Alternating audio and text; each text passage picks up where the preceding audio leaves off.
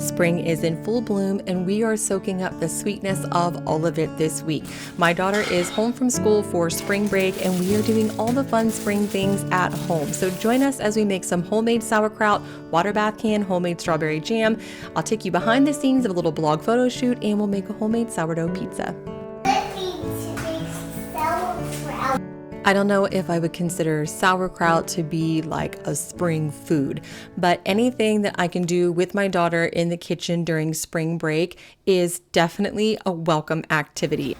I want to cut too. Okay. I don't want the sourdough on mine. Okay, so you get to, here, let me get you a little kid's knife. So we are making sauerkraut, and I'm also using this as an opportunity to help her refine her cutting skills. I got these cute little plastic kids knives that she has been practicing with, and it's been really sweet to watch her evolve. The first time she used them, she cut herself, bless her heart. She was crying, and I asked her if it hurt, and she said, "No, Mommy, I'm disappointed." But I'm happy to say that she is chopping stuff now. So what we are doing is we are thinly slicing some cabbage. So I cut the cabbage in half, poured it, and now I am thinly slicing it.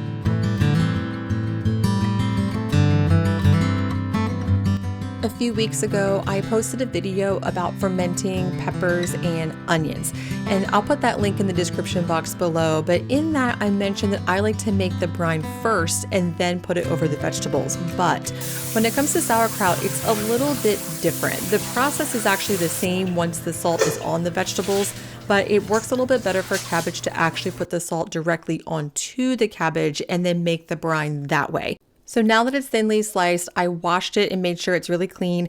And now I'm just putting it into a large bowl and weighing it. And I'm weighing it because that determines how much salt to use. I'm using about 1.5 teaspoons, 2 teaspoons or so per pound of cabbage. So in this case, I do recommend weighing the cabbage and then adding the appropriate amount of salt. So now I'm just sprinkling the salt over and mixing it in nicely and then just letting it sit for about 10 to 15 minutes. This happens to be a particularly busy week. I have a sourdough workshop to do during the week. My husband's in the office for 2 days. It's spring break and we're also going out of town at the end of the week. So it's a little bit hectic. But one thing that I like to do to keep things running smoothly is to get my daughter involved in the kitchen activities. And she just thinks she's chopping cabbage, but what I'm doing is getting a minute of quiet. Listen to this. So she hung out and cut her cabbage up while I mixed the cabbage and the salt together and massaged it for about 5 minutes until it was really watery. Now this becomes the brine. So don't pour this water out. Keep it in the bowl and then take a glass jar. I like to use a food funnel and then begin to put the cabbage in the jar. Now make sure you're really packing that cabbage in there. I think that was like a 2, maybe 2.5 pound cabbage, and I fit the entire thing in this one jar. So I'm just taking the handle of a wooden spoon and giving it a good smash in there and really filling that jar up. And once it's filled up with cabbage and really packed down, I'm just taking all that liquid that's left in the bottom and filling the jar with it. And I guess it's not actually all of the liquid. I'm just using as much liquid as I can fit into the jar. One of the things to keep in mind about sauerkraut is that it gets really pressurized and that liquid needs somewhere to go. So I'm putting a glass fermentation weight on top to hold it down. You could use a cabbage leaf like I showed in that video a few weeks ago with the peppers and onions. Then I'm using a pickle pipe, which allows the fermentation gases to release, and I'm screwing a little lid on it. But here's the thing, I'm also putting it inside of a bowl because that bowl will catch any liquid that leaks out, because that does happen as it begins to ferment. That gas needs to push that liquid out somewhere. So that'll help catch that liquid.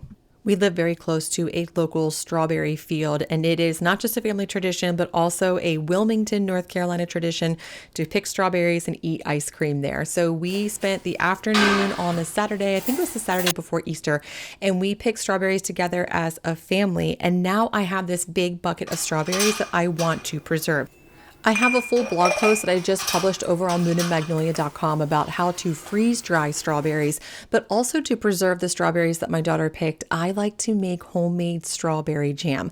And what I really like about preserving these strawberries is that it's like freezing a little moment in time, because we did this together, and it's not just food that we can eat now, but it's something that's preserved. And so in a year or so when we eat it again, we can revisit all of those sweet memories.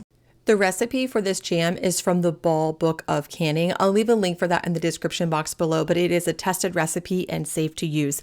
So to do this, I just wash the strawberries, cut off any bruised parts, make sure to get rid of any that are moldy or kind of funny looking, hold them, dice them, and now I am just kind of smashing them in this bowl.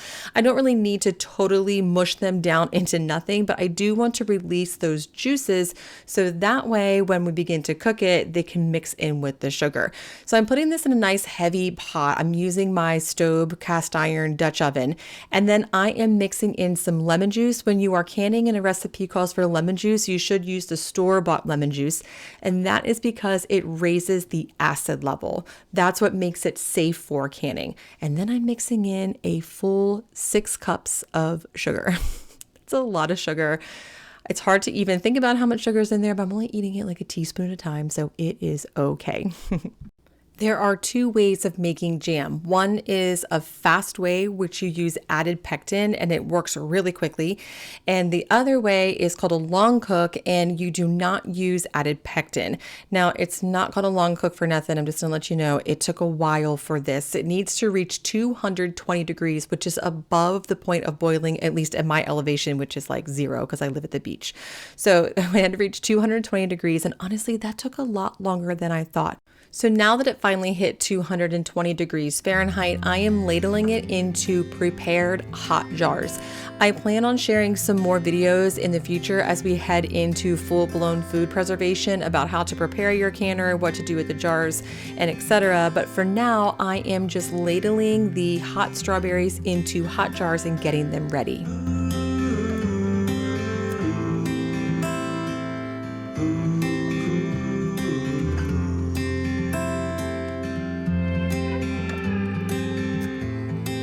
So in case you're wondering, the difference between water bath canning and pressure canning is really the acid level of the food.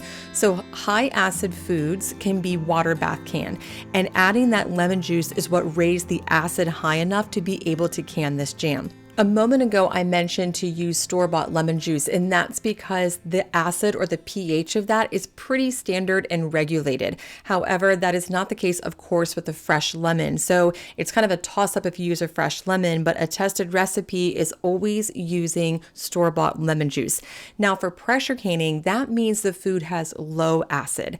So foods that have low acid have to be pressure canned, and foods that have high acid can be water bath canned. I know there are these romanticized notions of beautiful canned food in pantries, which I actually really like, but there is nothing romantic about botulism. So just make sure you're using a tested recipe and then romanticize the things that you can, like strawberries your daughter picked, beautiful foods from your garden, and you can stock your pantry full of love and memories safely.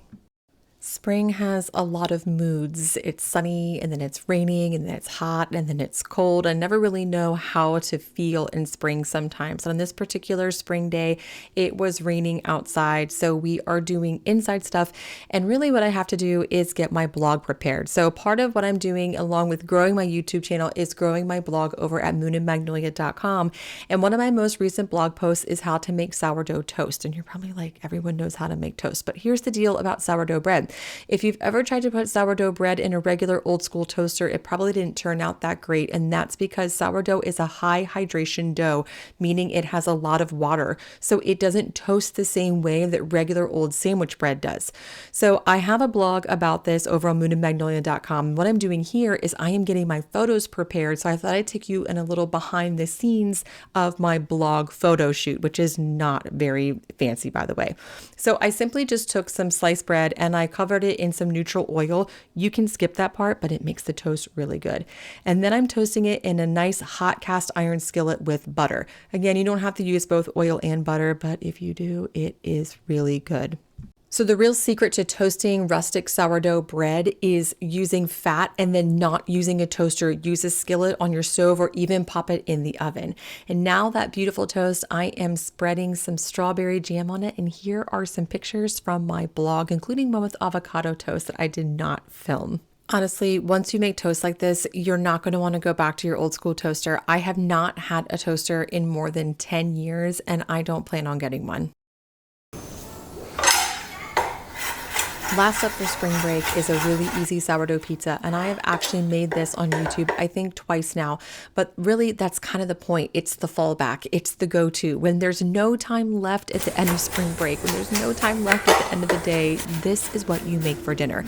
So I am using up whatever I can find in the fridge that can go on a pizza. Some leftover lunch meat, a little bit of red onion, fermented peppers, and I'm putting them all on a sourdough pizza. I have a lot more patience in fall and winter for cooking than I do in spring and summer because I just want to spend more time outside. So this is perfect for busy spring nights. It's perfect for when the weather's nice and you don't want to be in the kitchen. So I just put some oil on a hot stone, and I put way too much on there. So I'm now wiping some oil off of a hot stone. And I'm putting straight unfed sourdough discard right onto the stone. This discard had not been fed in I think 2 weeks. It's cold, so it's a little thick and a little harder to spread, but otherwise it is totally fine to use. The longer your starter goes unfed, the more acidic or the more sour it will taste. So if sour is not your thing, I would recommend feeding it once or twice before doing this. Also, if it has a layer of gray liquid on the top, I would pour that off. If it's a lot, I would recommend feeding it, but otherwise you are good to go. I like to use a silicone spatula to just spread this around, and it can get a little tricky, especially if your sourdough discard is cold like mine, but just keep spreading it around. Add a little more if you need to even it out. And then I like to put a little oil on top. This is actually an Italian like seasoned dipping oil that I just need to use up. So I put that on there. I don't know if it really made much of a difference in the flavor, but I have it and I'm using it. Generally, I use olive oil, then I'm adding in some salt and pepper, then popping in the oven for about 15 minutes or until the crust begins to pull away from the sides. Then take it out and make your pizza.